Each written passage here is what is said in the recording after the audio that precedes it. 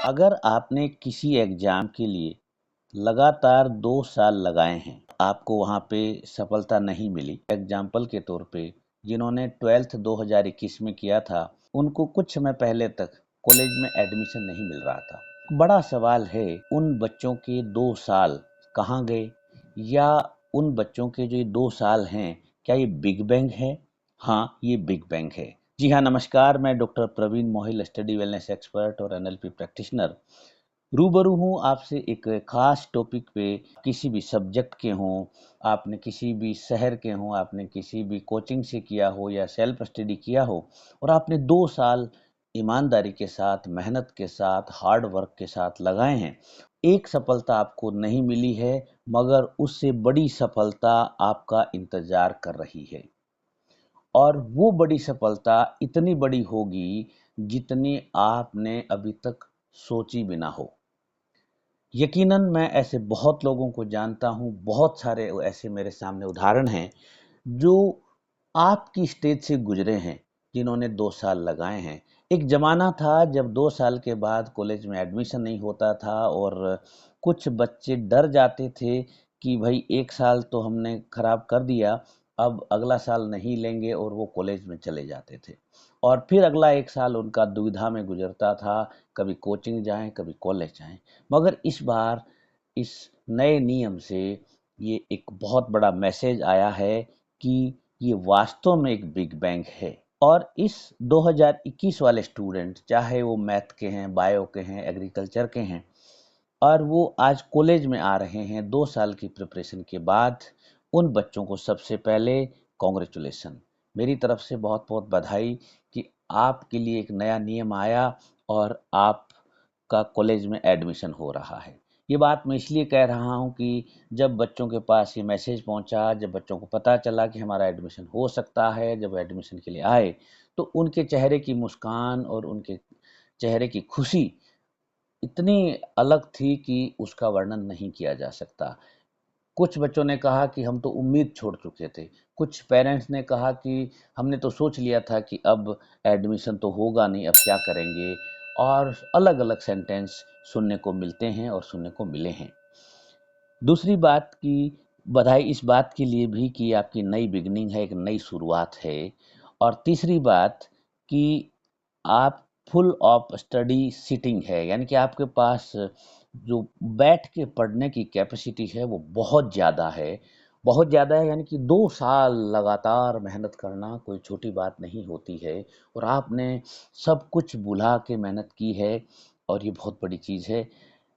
चौथी बात कि आपके पास एक बहुत बड़ा बैंक है, यानी कि आप नॉलेज बैंक बन गए हो। और मालूम है नॉलेज बैंक आप किसकी बन गए हो? उस सब्जेक्ट की नॉलेज बैंक बन गए हो। यानी कि आप कितना भी नॉलेज दूसरों को दे सकते हैं, जैसे बैंक पैसा देता है, उसी प्रकार से आप ये काम कर सकते हैं।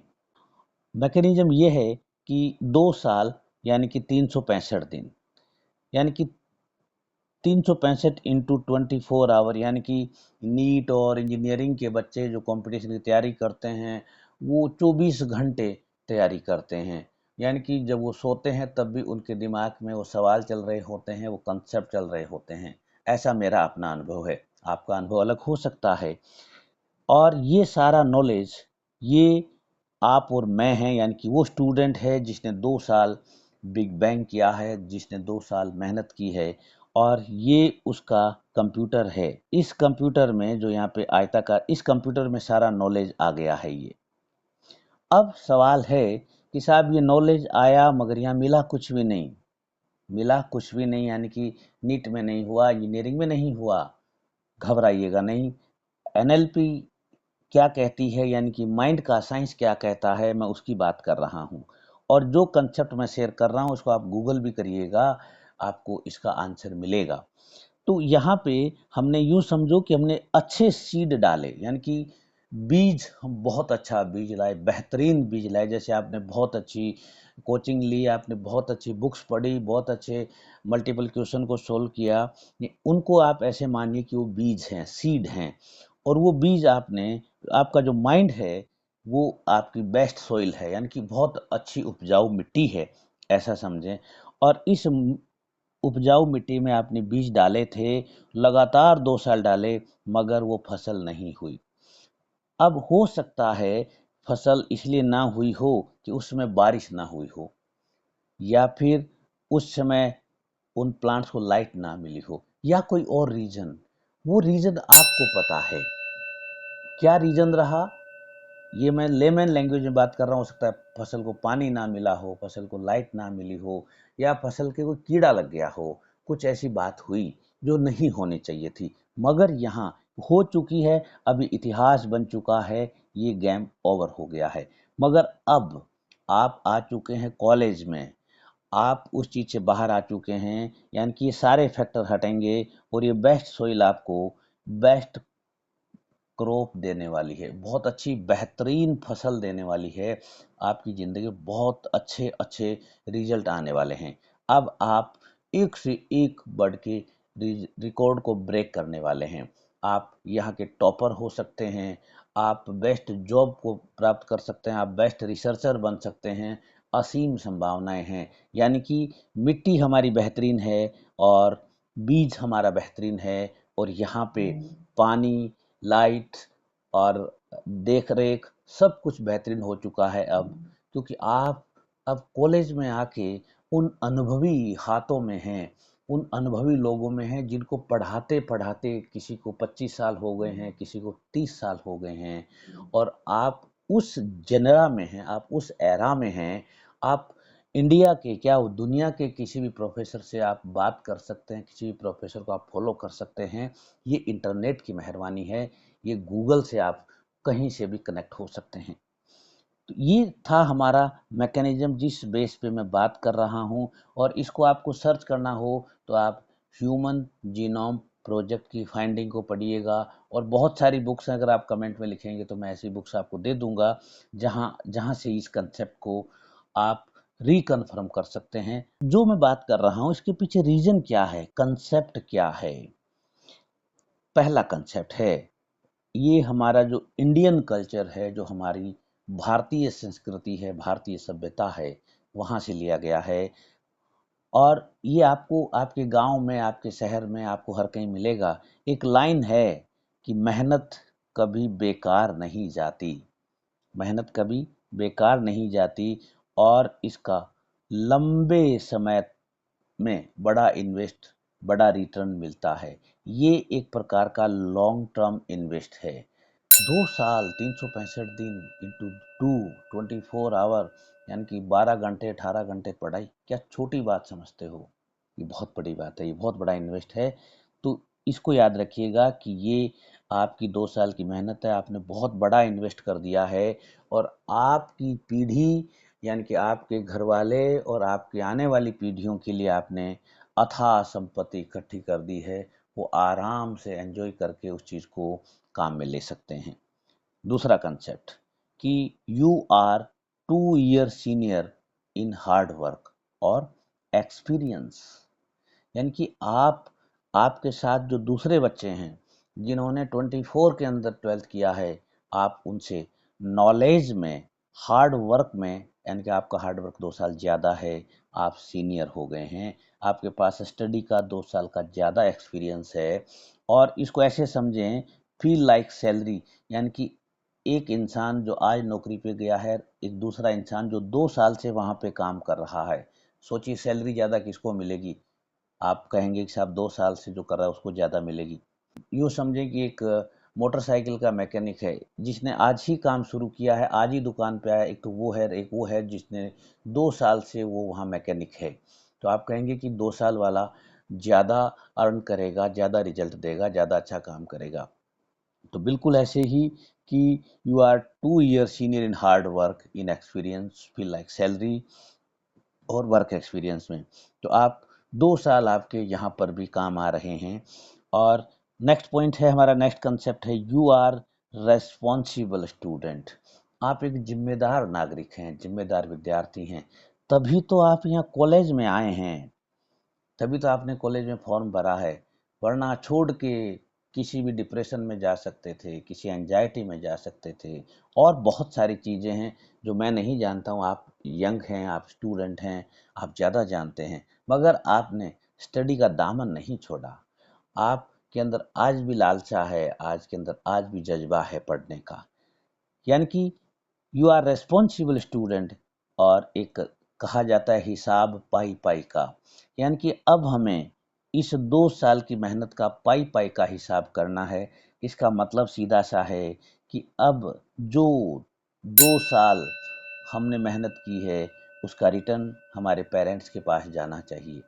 यानी कि हमारे माँ बाप ने हमारे लिए जो सोचा है, जो सपने देखे हैं, अब उससे बड़ा सपना उनको हम करके दिखाएंगे। और जो हमारे टीचर्स हैं जिन्होंने आपके साथ मेहनत की है, दूसरे टीचर्स हैं, उनको हम रिटर्न देंगे। और टीचर का रिटर्न होता है रिजल्ट।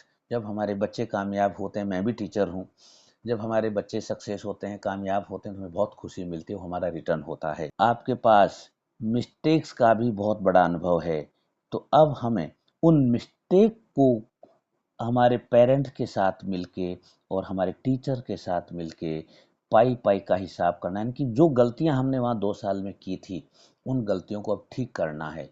और उन गलतियों को ठीक करने के लिए सबसे बड़ा जो इंजीनियर है वो हमारे माँ बाप हैं। उनको बताइए कि मैंने क्या क्या गलती की थी, और वहाँ से जो सॉल्यूशन मिल जाए, वो पढ़ने में जो गलतियाँ की थी वो अभी आपके यूनिवर्सिटी के कॉलेज के जो प्रोफेसर्स हैं, आप उनको बताइए कि हमने क्या क्या गलतियाँ की थी, और वहाँ से उनको ठीक कर लीजिए। यही मतलब है कि हिसाब पाई पाई का। अब हम आते हैं कि सॉल्यूशन फॉर 2x रिटर्न, यानी कि आपने 2 साल, आप सीनियर हैं, 2 साल आपने ज़्यादा मेहनत की है, सब कुछ, यानी कि अब आपके पास रिटर्न भी 2x होना चाहिए, आपका रिजल्ट भी 2 गुना आना चाहिए एक नॉर्मल स्टूडेंट के कंपैरिजन में। तो ये कब आ सकता है? सबसे पहली बात, एक एक चीज़ को ध्यान से सुनिएगा।